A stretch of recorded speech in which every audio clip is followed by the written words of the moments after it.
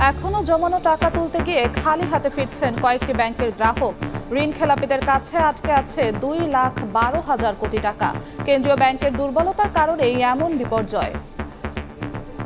টাকার জন্য এখন ঘুরতেছি, এখন আমার টাকাও দেয় না, আমি যাইতেও পারি না। টাকার প্রয়োজন, টাকা দিতে বলছে দালালে, টাকা না দিলে ফ্লাইট দিবে না। বাংলাদেশ ব্যাংকের সহায়তায় এই বাণিজ্যিক ব্যাংকে লুটপাট হচ্ছে। এখন কেন্দ্রীয় ব্যাংক একই লোক আবার বাণিজ্যিক ব্যাংকগুলোকে গলা চিপে ধরতেছে। ঘুষ দুর্নীতি চক্র থেকে বের হওয়ার উপায় বের করার তাগিদ ব্যবসায়ী নেতাদের। এই ঘুষের উপরে ঘুষ চলে আর কি আমাদের দেশে। তো এই কারাপশন থেকে কিভাবে কমানো যায়? রিফর্ম বলতে যে আগের গুলো কারেকশন না, টোটাল অন্যভাবে চিন্তা করি। তো আমরা একটা এনবিআর কে একটা যদি আমরা ডিফারেন্ট পলিসি দিতে পারি, আমার মনে হয় যে কারাপশন 50% কমিয়ে আনা সম্ভব।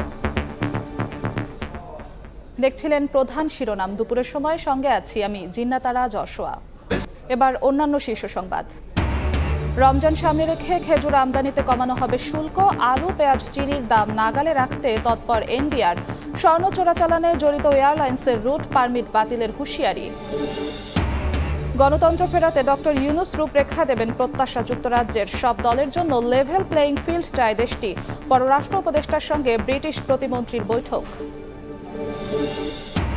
আওয়ামী লীগের আমলে গুম খুনের অভিযোগে আন্তর্জাতিক অপরাধ ট্রাইব্যুনালের শিবির নেতাকর্মীদের 7 অভিযোগ। আসামি আইনশৃঙ্খলা রক্ষা বাহিনীর 53 সদস্য।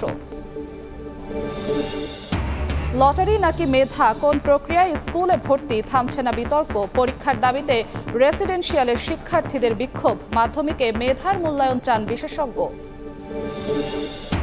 এবং জোড়াতালি দিয়ে চলছে ক্রিকেট বোর্ড। সংস্কারের পর বিসিবিতে আনা হবে নতুন পরিচালক, বললেন আসিফ। বাফুফের আর্থিক কেলেঙ্কারিতে আইনি ব্যবস্থার পরামর্শ।